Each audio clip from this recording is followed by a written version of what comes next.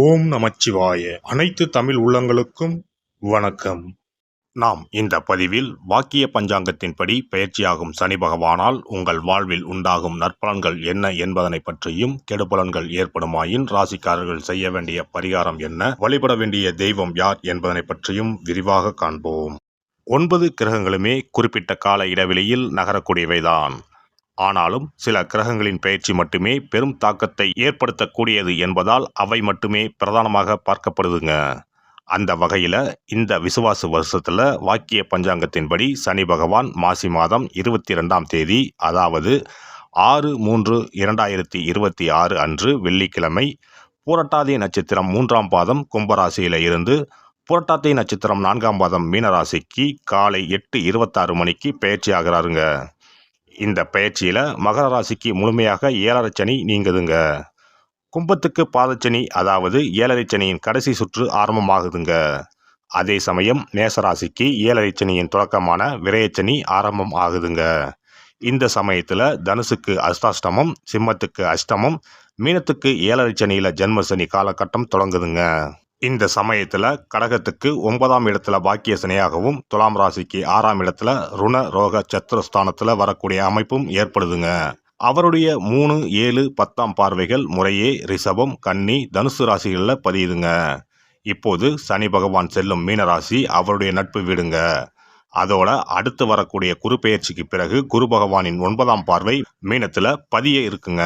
இத்தகைய கிரக அமைப்புகள் மற்றும் சனி பகவான் மீனத்துல இருக்கக்கூடிய காலகட்டத்தில் ஏற்படக்கூடிய பிற கிரக பெயர்ச்சிகள், இப்படி எல்லாவற்றையும் கணக்கில் கொண்டே இந்த பலன்கள் தரப்பட்டிருக்கு. எந்த சமயத்திலும் நிதானம் தவறாமல் இருப்பது, நேர்மை, நியாயத்தை கடைபிடிப்பது, பெற்றோர் பெரியோரை மதிப்பது, இயற்கையை பேணி காப்பது, அவரவர் குல முறைப்படியான தெய்வ வழிபாடுகளை செய்வது, இதெல்லாம் எல்லோருக்குமே பொதுவான பரிகாரங்கள் ஆகும். உழைப்பு, நேர்மை, உடற்பயிற்சி, நல்ல எண்ணம், பக்தி மார்க்கம், இப்படி இருக்கிறவங்க யாரா இருந்தாலும் அவங்களுக்கு சனி பகவான் எப்போதும் நல்லதையே செய்வாருங்க. நடைபெறும் இந்த சனி பெயர்ச்சியில் உங்கள் வாழ்வில் வளமும் நலமும் செல்வ செழிப்பும் பெற்று வாழ்வில் உயரிய நிலையை அடைய எல்லாம் வல்ல எம்பெருமானை வேண்டி விரும்பி கேட்டுக்கொள்கிறேன். கும்பராசி அன்பர்களே, சனி பகவான் உங்கள் ஜென்ம ராசியான கும்பத்திற்கும் 12ஆம் இடமான மகரத்திற்கும் உரியவர். 7.5 சனியில் அவர் இப்போ உங்கள் ஜென்ம ராசியில் இருந்து விலகுவது நிம்மதியான காலகட்டம்.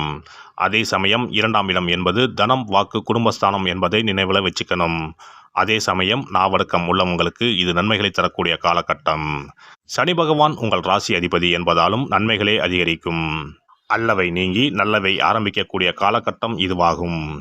அலுவலகத்தில் இதுவரை நீங்க பட்ட கஷ்டங்கள், தடைகள் விலகும். மறைமுக எதிரிகளின் சூழ்ச்சியால் திரைமூடி கிடந்த உங்கள் திறமைகள் வெளிப்பட்டு ஆதரவும் ஆதாயமும் அதிகரிக்கும். இந்த சமயத்தில் தற்பெருமையை தவிர்க்கிறதும், உடன் இருப்போருடன் வீண் உரசல் தவிர்க்கிறதும் உங்கள் செல்வாக்கை நிரந்தரமாக்கும். இல்லத்தில் இருந்த இறுக்கமான சூழல் மறைஞ்சி ஒற்றுமை ஏற்படும். விசேஷங்கள் அடுத்தடுத்து அணிவகுத்து வர ஆரம்பிக்கும். தடைப்பட்ட சுபகாரியங்கள் கைகூடும். விடுபட்ட குலதெய்வ வழிபாட்டை நிறைவேற்ற சந்தர்ப்பம் அமையும். வாழ்க்கை துணை உடல் நலம் சீராகி மனதிற்கு மகிழ்ச்சி தரும். அசையாத சொத்துக்கள் சார்ந்த வழக்குகள் சுமூகமாக தீர்வாகும். பற்றாக்குறையாக இருந்த பணவரவு இனி பையை நிரப்பி சேமிப்பை உயர்த்தும். செய்யும் தொழிலில் நலிந்து கிடந்த நிலை மாறி புது பொலிவு ஏற்படும். சேதாரங்கள் குறைந்து ஆதாயம் அதிகரிக்க ஆரம்பிக்கும். எதிர்கால சேமிப்புக்கான தொடக்கம் இதுவாக இருக்கும்படி அமைச்சுக்கிறது நல்லது. விவசாயம், கால்நடை வர்த்தகத்தில் செழிப்பு மலரும். அரசியல் துறை சார்ந்தவங்க மனம் போல பாராட்டு, பதவி உயர்வுகள் பெறும் வாய்ப்பு நிச்சயம் வரும். திட்டமிட்டும் நேரம் தவறாமலும் உழைத்தால் திறமைக்குரிய உயர்வு நிலைக்கும். பெண்கள் திடீர் அதிர்ஷ்டத்தால் குதூகலம் அடையக்கூடிய காலகட்டம் இதுவாகும்.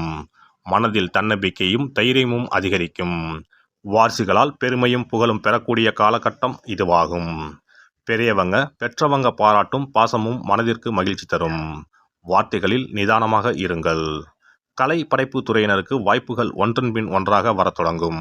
புதிய படைப்புகளில் முழு கவனம் செலுத்தினால் உங்கள் திறமையை ஊரே பாராட்டும். மாணவர்கள் பாராட்டும் பரிசுகளும் பெறக்கூடிய காலகட்டமாகும். முன்பின் தெரியாத யாரையும் நம்பி உங்களை பற்றிய விவரங்களை ஒப்படைக்க வேண்டாம். வாகன பாதையில் சாலை விதிகளை மீறாமல் இருக்கிறது முக்கியம். வண்டியில் சிறு பழுது இருந்தாலும் உடனே சீர் செய்து கொள்ளுங்கள். வயிறு, நுரையீரல், சிறுநீரகக்கல் உபாதைகள் ஏற்படலாம். பெண்கள் மாதாந்திர உபாதைகளில் கூடுதல் கவனமாக இருக்க வேண்டும். இந்த சனி பெயர்ச்சி காலகட்டத்தில் ஒரு முறை திருவண்ணாமலை சென்று சுவாமி அம்பாளை கும்பிடுங்கள். ஞாயிற்றுக்கிழமைகளில் அனுமனை கும்பிடுங்கள். உங்கள் வாழ்க்கை ஒளிரும். சிறப்பு தொகுப்பு. சனி பெயர்ச்சியால் ஏற்படும் பாதிப்புகளை சரி செய்யும் சக்திமிக்க 10 பரிகாரங்கள். சனி பகவானுக்கு உரிய சனிக்கிழமைகளில் விரதம் இருந்து அவரை வழிபடுவது மகத்தான பரிகாரமாகும். இந்த விரதத்தில் மதியம் ஒருவேளை மட்டும் உணவு உட்கொள்ள வேண்டும். இயலாதவர்கள் பழம் மற்றும் எளிய உணவுகளை ஏற்கலாம். சனிக்கிழமை அன்று காலையும் மாலையும் குளித்து சனி பகவானை தொழ வேண்டும். மாலை நேரத்தில் சூரிய அஸ்தமனம் அடைந்த பிறகு சிவாலயம் சென்று வழிபட வேண்டும். விநாயகரை முறைப்படி வணங்கி ஆலயம் வலம் வந்து மூலவர் அம்பாளை தரிசித்த பிறகு நவகிரகங்களை வலம் வந்து வணங்க வேண்டும்.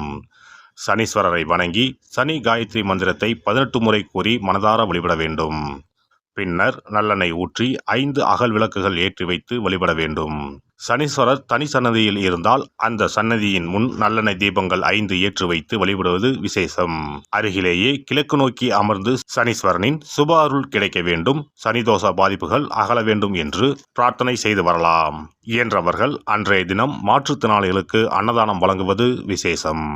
சங்கடகர சதுர்த்தி தினத்தில் விநாயகருக்கு 8 சிதறு தேங்காய்களை உடைத்து நெய் தீபம் ஏற்றி அர்ச்சனை செய்து வழிபட்டால் சனியின் பாதிப்புகள் குறையும். அதேபோல் வெள்ளிக்கிழமை தோறும் அதிகாலை நீராடி அருகம்புல் மாலை சாற்றி அரசமர பிள்ளையாரை சுற்றி வந்து முறையாக வழிபட்டால் சீரும் சிறப்பும் நாடி வரும். தோஷங்களை எல்லாம் போக்கும் சக்தி பிரதோஷ வழிபாட்டுக்கு நன்மை உண்டு. அதிலும் சனிக்கிழமைகளுடன் இணைந்து வரும் சனி மகா பிரதோஷ நாளில் நந்தியையும் ஈஸ்வரரையும் வணங்கி வருவது சிறப்பான பரிகாரமாகும். அப்போது சுவாமி நந்தி அபிஷேகத்துக்கு பால் வாங்கி கொடுக்கலாம்.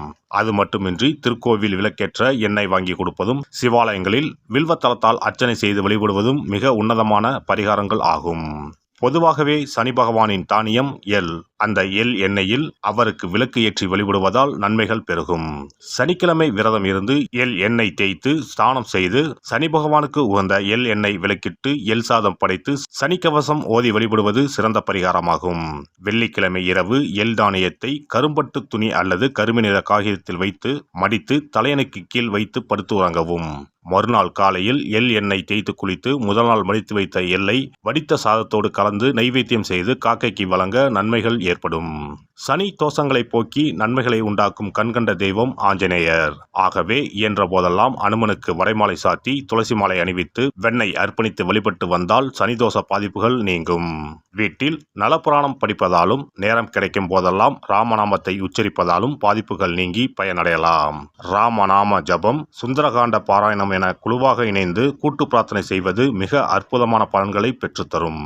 சனிக்கிழமைகளில் சனி பகவானின் அதிபதியான மகாவிஷ்ணுவை வணங்கி விஷ்ணு சகசரநாமம் அல்லது அனுமன் சாலிசா பாராயணம் செய்தால் எண்ணற்ற நன்மைகளை பெறலாம். நல்லெண்ணெய், உளுந்து, இரும்பு சட்டி ஆகியவற்றை ஏழை எளியோருக்கு தானம் செய்யலாம். அதேபோல் சனி ஆதிக்கம் செலுத்தும் பூசம், அனுசம், உத்திரட்டாதி ஆகிய நட்சத்திர நாட்களில் அன்னதானம் செய்வது சிறப்பு. நடக்க முடியாத மாற்றுத்திறனாளிகளுக்கு நம்மால் முடிந்த உதவிகளை செய்தால் சனி பகவான் அருளால் மகிழ்ச்சியான வாழ்க்கை அமையும். எல்லாம் வல்ல இறையருளால் நீங்களும் உங்கள் அன்பு குடும்பமும் உடல் நலம், நீலாயுள், நிறை செல்வம், உயர் புகழ், மெய்ஞானம் ஓங்கி வாழ்க வளமுடன். இந்த வீடியோ பதிவு உங்களுக்கு பிடித்திருந்தால் லைக் பண்ணுங்க, கமெண்ட் பண்ணுங்க, ஷேர் பண்ணுங்க, மறக்காம சப்ஸ்கிரைப் பண்ணுங்க, பக்கத்துல இருக்கிற பெல் பட்டனை கிளிக் பண்ணுங்க. நன்றி, வணக்கம். ஓம் நமச்சிவாய. சிவாய நம.